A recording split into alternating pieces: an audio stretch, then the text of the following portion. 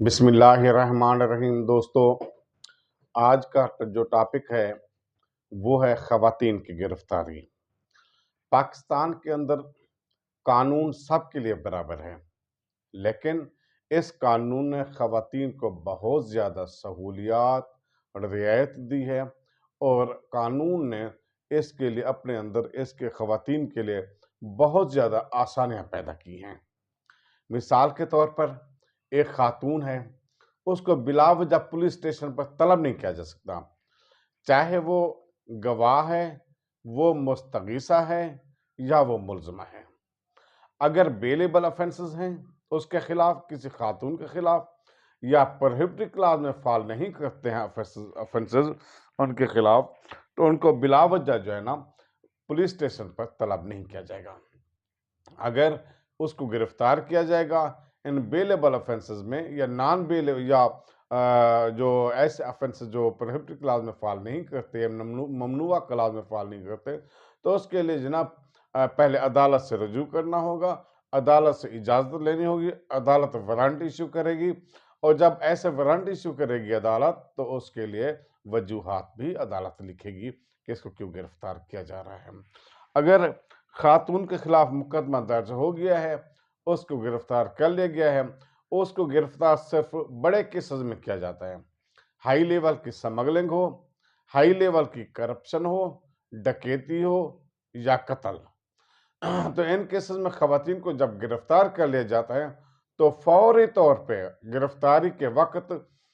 24 گھنٹے کے اندر علاقہ مجسٹریٹ کی کورٹ میں بغرض ریمانڈ پیش کر دیا جاتا ہے۔ جب گرفتار کیا جائے گا خاتون تو اس کو اے ایس آئی سے کم رینک کا عہدیدار گرفتار نہیں کر سکے گا، بلکہ اس سے بڑا ہائی لیول کا آفیسر جو ہے نا گرفتار کر سکے گا، اور گرفتاری کے وقت خاتون پولیس اہلکاران، چاہے وہ کانسٹیبل ہو یا ہائی رینک کی خاتون ہو، اس کی موجودگی بھی لازمی ہے۔ جب ان کو گرفتار کر کے تھانے میں لے آیا جائے گا اور جب عدالت سے ریمانڈ لے لیا جائے گا، جسمانی ریمانڈ، فزیکل ریمانڈ،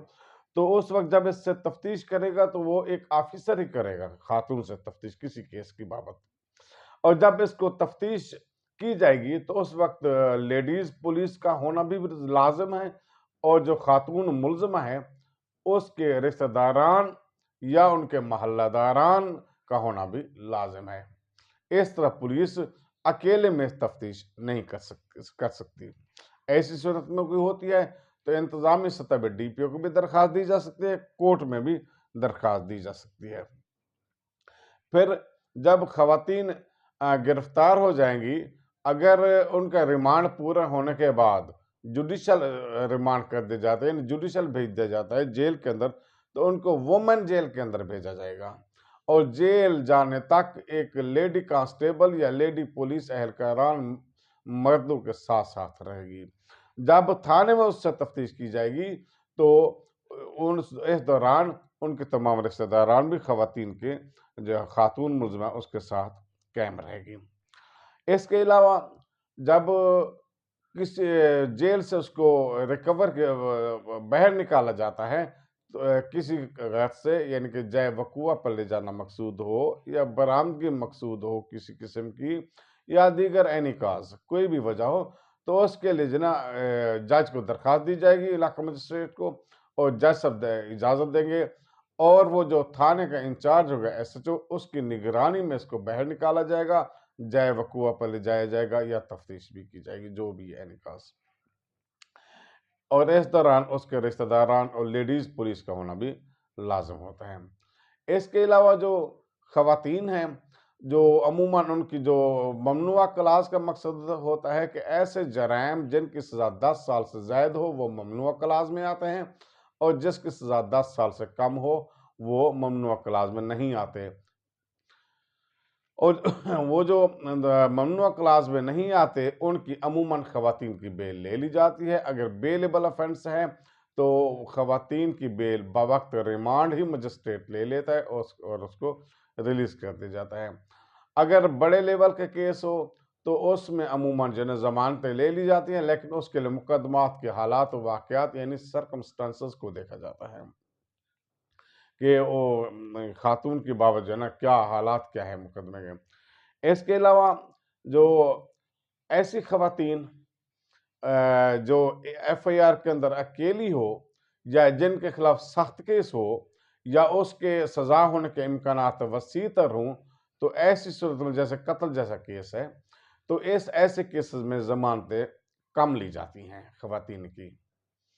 اگر ان کے سزا ہونے کے امکانات ہوں۔ ایک اور چیز کی وضاحت کرتے چلیں، کیسز بھلے بڑے ہوں، یعنی قتل ہو، سمگلنگ ہو، کرپشن ہو، یہ بڑے کیسز ہوتے ہیں،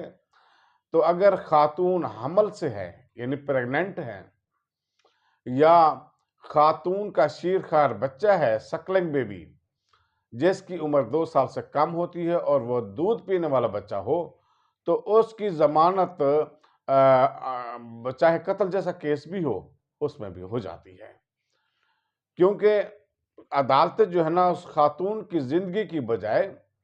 وہ جو آنے والا بچہ ہوتا ہے اس کی زندگی کو دیکھتے ہیں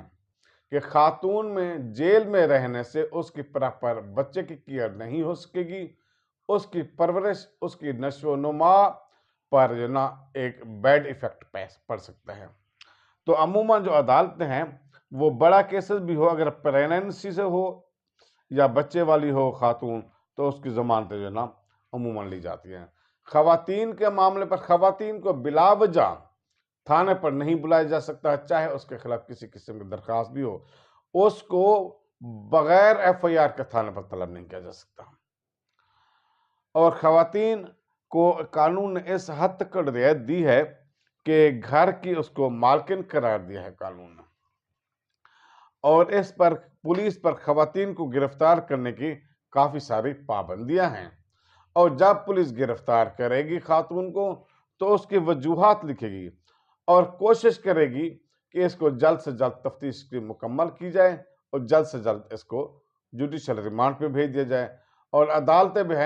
ہیں وہ بھی کافی ساری رعایت کرتے ہیں، بلکہ ماں سوائے چند ایک کیسز جیسے کرپشن، قتل، سمگلنگ یا ڈکیتی، بڑے لیول کی ڈکیتی ہو، تو ان بڑے افینسز کے علاوہ بقیہ جو چھوٹے موٹے افینسز وہ خواتین کے لیے بیلیبل ہیں، قابل ضمانت ہیں، اور وہ جو ہے نا اس کو جو ہے نا فوری طور پر جو ہے نا ضمانت ریمانڈ کے وقت بھی عدالتیں بعض اوقات لے لیتی ہیں۔